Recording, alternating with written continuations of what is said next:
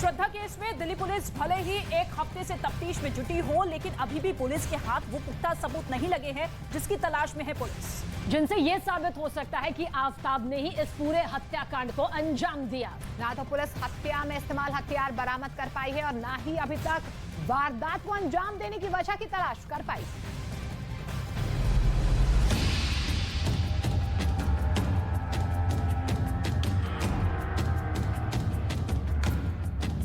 दिल्ली, उत्तराखंड, हरियाणा, हिमाचल प्रदेश, महाराष्ट्र, इन 5 राज्यों में दिल्ली पुलिस श्रद्धा के शव के 18 से 20 टुकड़े खोज रही है। जंगल से लेकर तालाब तक, होटल से दफ्तर तक और घर से लेकर गुफा तक श्रद्धा के मर्डर के सुराग तलाशे जा रहे हैं। आफताब के गुनाहों के निशान खोजे जा रहे हैं। 6 दिनों तक जंगल खोजबीन करने के बाद दिल्ली पुलिस की एक टीम दिल्ली के मैदानगढ़ी इलाके में बने तालाब पर पहुंची और सर्च ऑपरेशन चलाया। पुलिस को आशंका है कि इसी तालाब में आफताब ने श्रद्धा के कत्ल के बाद उसके शरीर के टुकड़े फेंके थे। पुलिस को यह भी शक है कि आफताब ने इसी तालाब में श्रद्धा के सिर को भी फेंक दिया होगा। आफताब ने दिल्ली पुलिस की पूछताछ में एक बड़ा खुलासा किया है। उसने दावा किया है कि उसने श्रद्धा के सर के टुकड़े मैदानगढ़ी के इस तालाब में लाकर फेंके हैं, जिसके बाद दिल्ली पुलिस की कल टीम यहाँ पर पानी के टैंकरों के साथ पहुंची थी। और इस इलाके में आप जो देख रहे हैं मेरे लेफ्ट हैंड साइड पर, ये पूरा इलाका छतरपुर और मेहरौली का है। और यहाँ पे देखिए कई किलोमीटर में ये पूरा जो तालाब है फैला हुआ है। 10 से 15 फीट जो गहरा ये तालाब है। और यहाँ पर दावा किया है आफताब ने कि उसने श्रद्धा के शव के टुकड़े फेंके। लेकिन ये तालाब करीब 150 से 2 एकड़ में फैला है। शाम होते ही ये इलाका सुनसान हो जाता है। ऐसे में आशंका है कि आफताब ने इस तालाब में श्रद्धा के शरीर के टुकड़े फेंके होंगे।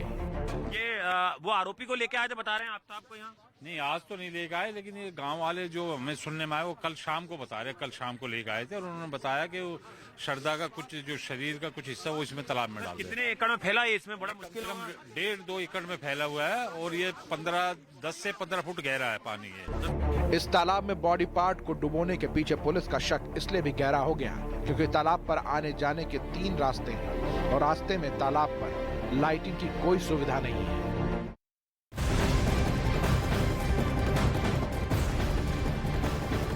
तो श्रद्धा केस में अब कुछ ऐसे सुराग हैं जिसके बारे में सिर्फ आफताब ही नहीं जानता।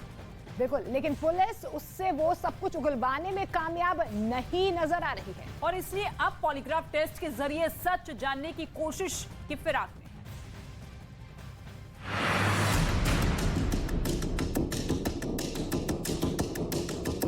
पुलिस तालाब ही नहीं बल्कि आफताब के घर की भी जांच कर रही है। रविवार को भी करीब 3 घंटे तक पूछताछ हुई। आफताब से उसी के घर में पूछताछ की गई जहां उसने पूरी वारदात को अंजाम दिया था। उसके बाद उसके शव के टुकड़ों को ठिकाने लगाया था। आफताब के घर से पुलिस को फिर से कुछ सबूत हाथ लगे हैं। पुलिस की टीम ने आफताब के घर से 2 प्लास्टिक बैग रिकवर किए हैं। इन सैंपल को फोरेंसिक जांच के लिए भेज दिया गया है। आफताब का घर है और वहां पर दिल्ली पुलिस जो है वो इस समय आफताब के साथ उसी घर में मौजूद है जहां पर श्रद्धा का कत्ल किया गया था। जो बड़ी जानकारी हम आपको दे दें कि दिल्ली पुलिस सूत्रों से का कहना है कि इस घर से कई महत्वपूर्ण बायोलॉजिकल सबूत मिले हैं जो डीएनए प्रोफाइलिंग को मैच करने में पुलिस की मदद कर सकते हैं।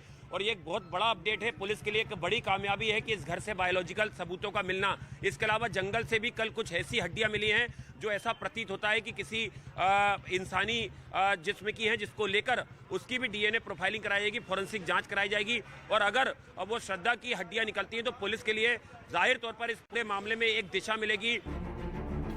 छतरपुर में आफताब के घर पर करीब 3 घंटे तक पुलिस ने रिक्रिएशन भी किया और इस दौरान जितने भी सबूत मिले सबको इकट्ठा कर लिया। लेकिन अभी भी कई सवाल ऐसे हैं जो दिल्ली पुलिस के लिए पहेली बनी हुई है।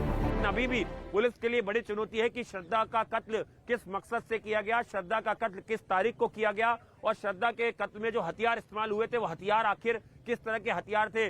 पुलिस को घर से कुछ हथियार नुमा चीज जरूर मिली है, लेकिन पुलिस का कहना है कि उससे ये साबित नहीं होता है कि उन्हीं हथियारों से श्रद्धा का कत्ल किया गया। इसलिए पुलिस के लिए वो हथियार तलाश करना बहुत जरूरी है जिससे उसने श्रद्धा के शव के 15 से 20 टुकड़े किए और उन्हें फिर अलग अलग जगह जाकर फेंका था। वहीं पुलिस की टीम को जंगल में सर्च के दौरान एक बड़ी हड्डी मिली है जो देखने में शरीर की फीमर बोन लग रही थी। ये वो हड्डी है जिसे जांग की हड्डी कहा जाता है। यह हड्डी बहुत मजबूत होती है। पुलिस को सर्च के दौरान रेडियस उल्ना, पैटेला हड्डियां भी मिली हैं। बड़ी बात यह भी है कि इन हड्डियों पर किसी बड़े तेज धार हथियार के कट के निशान भी मिले हैं। ऐसा भी लग रहा है कि किसी ने हड्डियों को काटने और तोड़ने की कोशिश की थी। अब जांच के बाद ही साफ हो पाएगा कि हड्डियां किसकी हैं।